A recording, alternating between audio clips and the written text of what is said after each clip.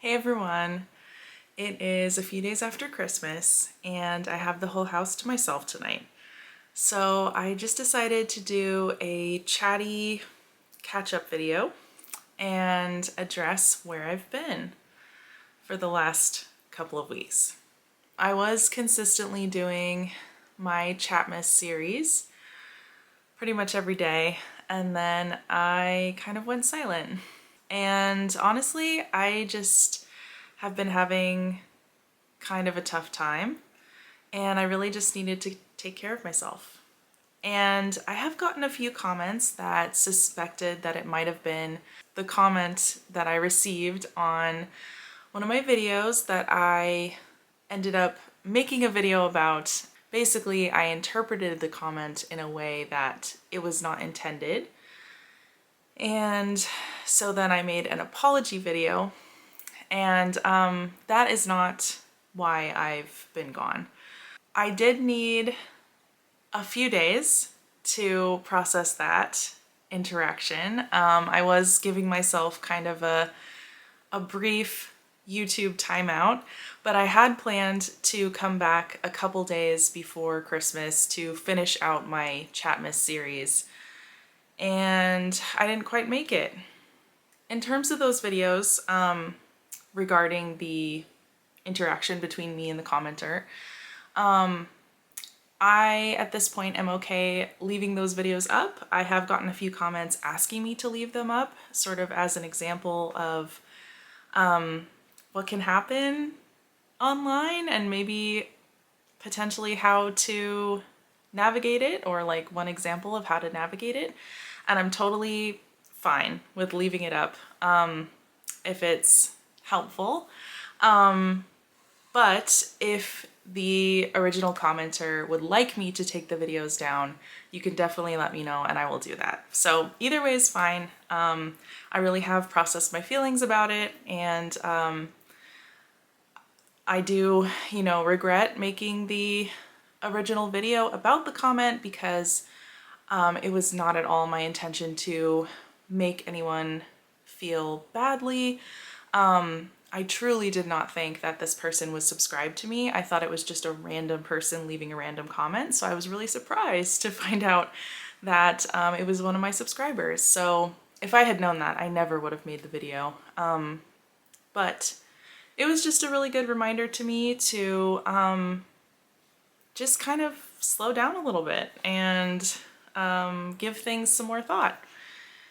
And, I think going into Chatmas, I was aware that something like this could happen, and that was part of why it was really pushing me out of my comfort zone to do that series, because it wasn't edited and it was very unfiltered and just sort of off the cuff, just me talking and sharing my thoughts and feelings.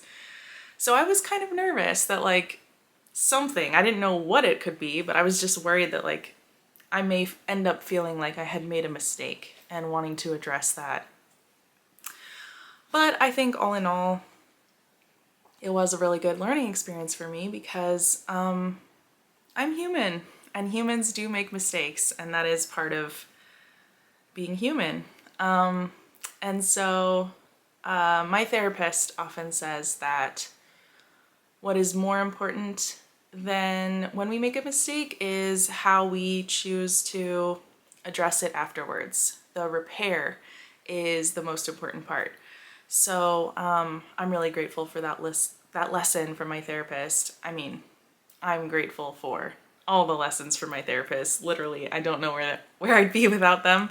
But yeah, that's a good one. That's one that I take with me and try to remember. So honestly, Chatmas was a great experience. I really enjoyed it. I enjoyed all of the suggestions for topics. Unfortunately, I didn't get to all of them, but I'll keep them in mind for future potential videos. And it was fun overall, and I think I will try to do it again next year. But this time around, I'll be prepared going in to start on December 1st, and I'm gonna try to go December 1st all the way to December 25th, making a video every single day. Yeah, can't say too much about it, but I am having a hard time with my mom. I definitely alluded to that in one of my Chatmas videos, actually, or maybe two of them. But yeah, it's been tough with her lately. And the holidays have just heightened everything, and this is sort of the, in between weird time where it's not quite the new year, but I'm definitely kind of reassessing, my living situation and just kind of trying to figure things out, figure out what's going to be best for me. Like I said, I don't really feel comfortable going into too many details, but you know, um, I think it makes sense that I am having a tough time. My mom and I have a lot of history, and I have asked her many times over the years to go to therapy with me, and she has told me she will not do that. So there's only so much I can do on my end. I feel like we've made a lot of progress in the last couple years. I'm very grateful for her support and all the ways that she has helped me. And because two things can be true, it's still really hard, and there are still, unhealthy patterns that come up. She's been bringing up the past a lot, and it's just really hard to navigate. And my inner child is in a lot of pain. So I've been trying to tend to my inner child and validate their feelings. And also, I have this other parent too, who also has had a big, big impact on my life. And even though he's not in my life anymore, unfortunately, he still has a way of impacting it, even from afar. And like, there's a part of me that doesn't want to talk about him because I do know from the family grapevine that he stalks my online content, specifically my YouTube channels. And so there's a part of me that like doesn't want to share because I know he's creeping on me. But honestly, who cares? Like, who cares? I'm gonna say what I want to say, because it's my channel and it's my life, and he can creep all he wants. I've been thinking a lot about daddy issues lately, and how those of us assigned female at birth are sort of put down for like having daddy issues. And it's like, there's not a lot of responsibility put onto the dads that cause the issues. You know what I mean? Like, it's like such a shameful thing in society to talk about having daddy issues. But it's like, duh, like of course, when you have a super abusive dad, you're gonna have some issues that comes from that.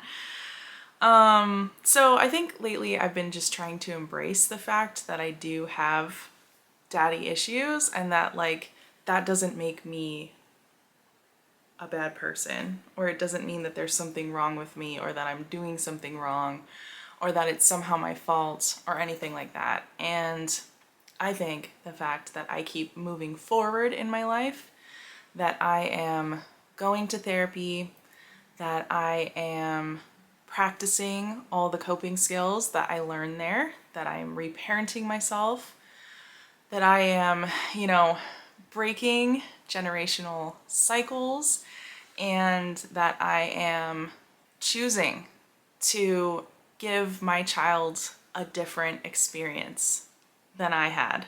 to just like heal so that I can be a more whole parent to her and to my inner child too. I'm really proud of myself for all of those things. You know that saying, hurt people hurt people.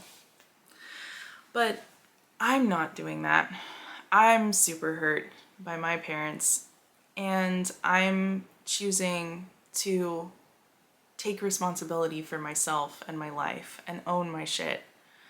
And that phrase, doesn't apply to me. Like, of course, I am not perfect and I do cause harm sometimes.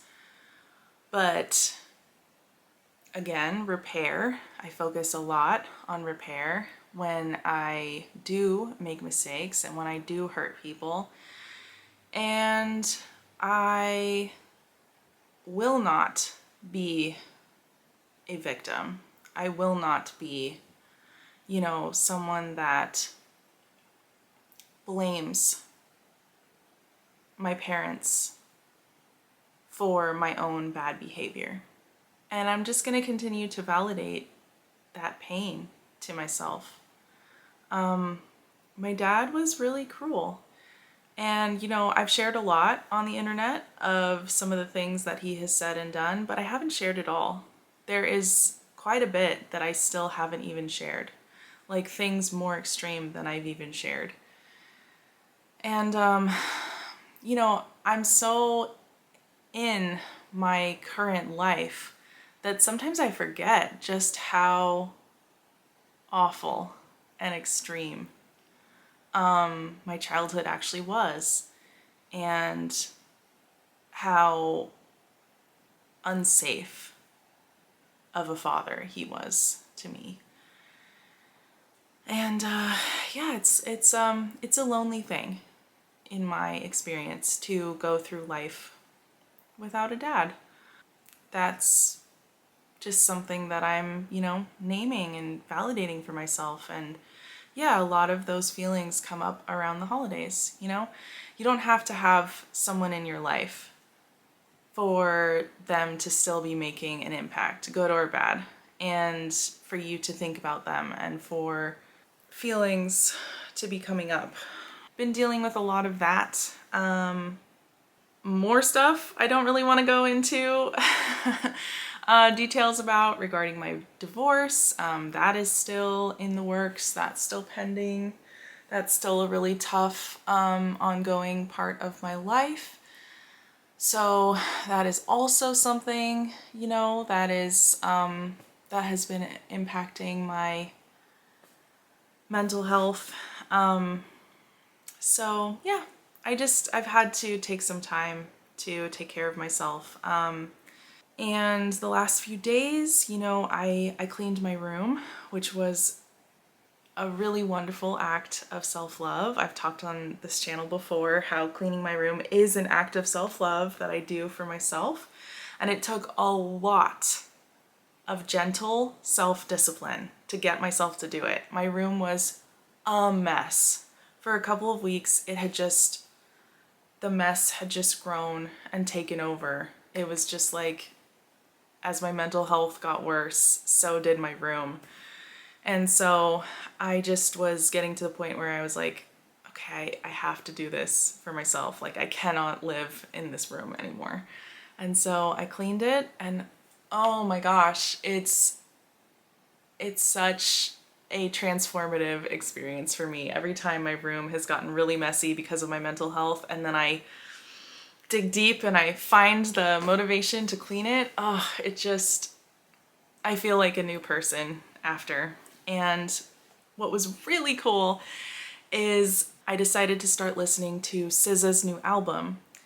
And that first song, No More Hiding, is so beautiful. It is my new favorite SZA song. It is exactly how I feel in this current space and time. Like, my internal emotional experience with myself, it's like she wrote the words to that experience and everything I'm going through with myself. And that is one thing I love about music. Obviously, she did not write it about me, but I feel those words so deeply, and each person that listens to a song is going to take something different from it and feel something slightly different, but it's gonna like resonate so deeply, you know, depending on the song, depending on the person.